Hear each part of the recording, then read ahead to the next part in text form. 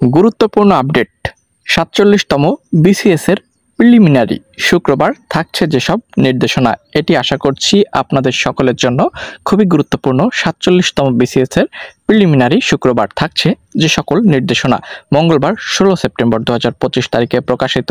দেখতে পাচ্ছেন এখানে সকল আপডেট ইনফরমেশন উল্লেখ করে দেওয়া রয়েছে।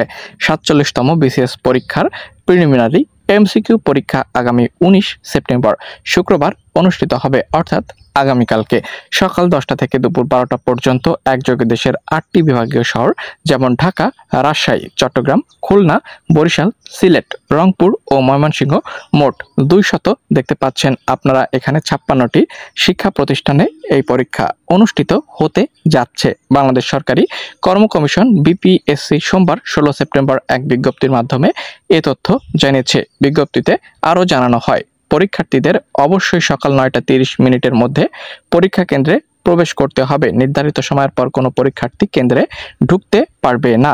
ঠিক আছে, এখানে কিন্তু এ সংক্রান্ত সকল এ টু জেড ইনফরমেশন নির্দেশনা উল্লেখ করে দেওয়া রয়েছে, আপনারা আশা করছি দেখে নেবেন।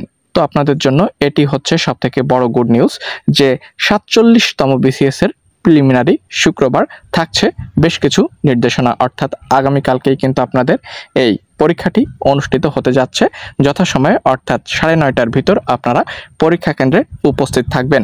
ধন্যবাদ। পরবর্তী আপডেট পেতে সাবস্ক্রাইব করুন।